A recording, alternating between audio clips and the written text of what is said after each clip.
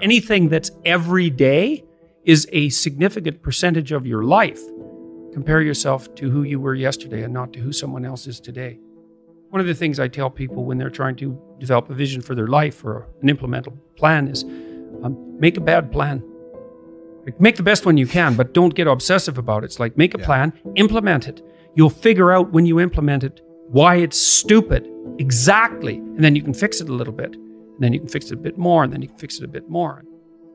I don't think that I've ever been in a situation where if something wasn't going right for me and I sat and thought, okay, all right, I'm willing to figure out what I'm doing wrong, which is a big thing to think because you never know how much you're doing wrong. It might be something that you really don't want to contend with.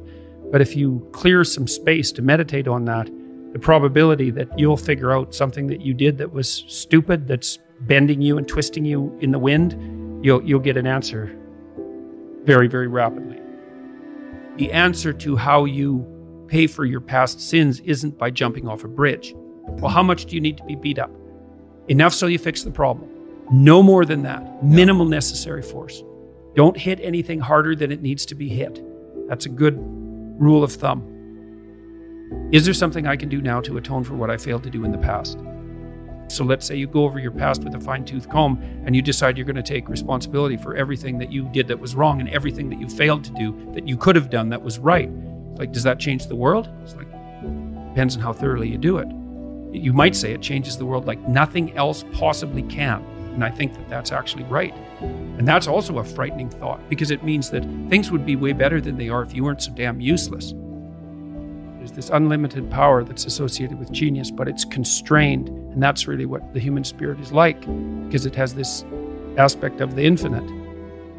When you don't get what you want, then a landscape of questions emerge, and those questions can resonate through different levels of your identity, from the trivial, oh, I told the joke wrong, to the profound, there's nothing desirable about me and I'll be alone for the rest of my life.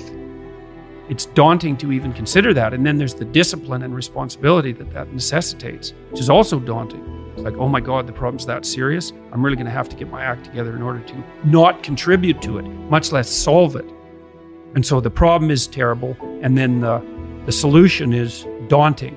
When I commit to something and make sacrifices, if something's valuable, you'll make sacrifices to attain it. And that discovery of sacrifice, it's one of the primary factors separating human beings from animals, because we discovered that we could let go of something we value in the present and we would gain something we value even more in the future. You got to aim at something. It's like, otherwise your life is meaningless. Well, what should you aim at? Well, I don't know. Well, pick something. Aim at it. As you move toward it, you'll get wiser. Then maybe your aim will change. That's okay. But at least it'll change in an informed way. It's like, discipline yourself in one dimension. See what happens. That's exciting. Always take into account the cost of what you're doing now. Right? Because what people tend to think is, well, whatever I'm doing now is risk-free, and here's a bunch of options. It's like, no. Whatever you're doing right now has all sorts of risks. You're just blind to them because you've habituated to them. They've become invisible. You can't wait around to make things better on the assumption that what you're doing already is without risk. So when people come to see me clinically, for example, and maybe I'm helping them figure out what to do with their career. So they say, well, I think I might need to change jobs. It's like, okay, what's stopping you? Well, there's lots of things, right? Well, I have a job. That's something. It offers me some security.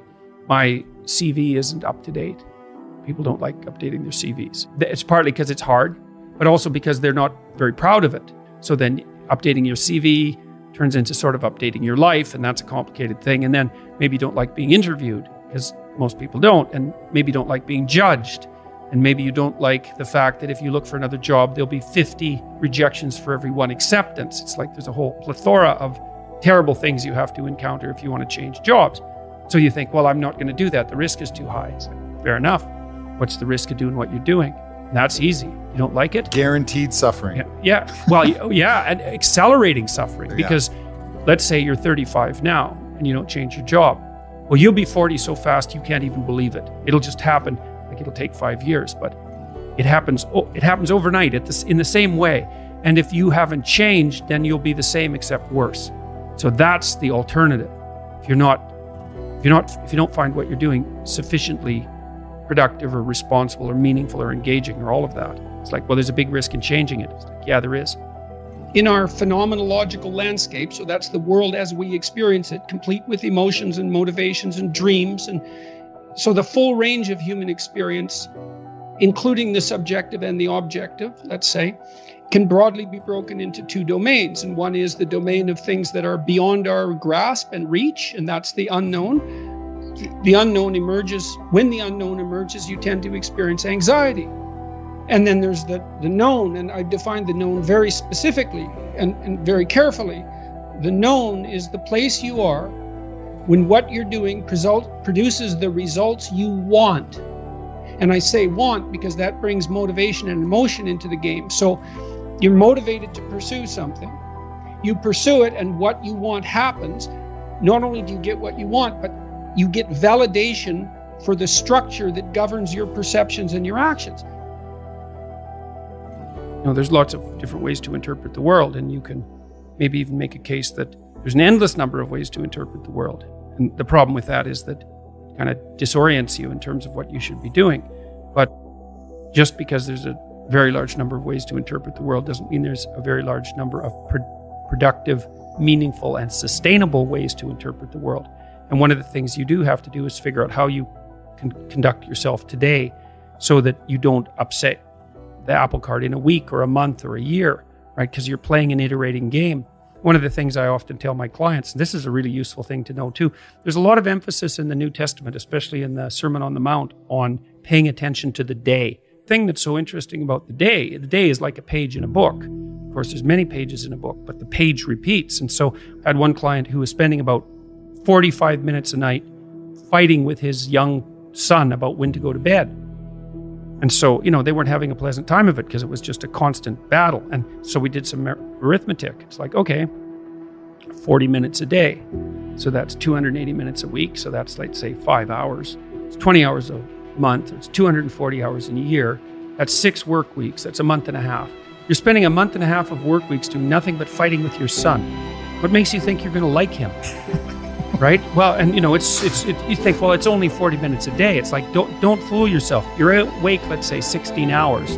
5 of those hours are basically maintenance. So you got about 11, and then 7 of those are work. So now you're down to 4. So if you're spending 15 minutes a day doing something painful and stupid, and you do it every day, it's like 10% of your productive life. Yeah. And so it's really useful to get, because people think backwards. They think, well, I have a vacation coming up and that's really important. It's like, no, it's not. You're only going to do it once. It's not that important. Yeah. How you treat each other at lunchtime, if you eat together every day, that's your life. Yeah. Fix that. Yeah. Get it so that the food's good. Get it so that you're happy with the people that are sitting there. Fix that. It's like, poof, 10% of your life is fixed.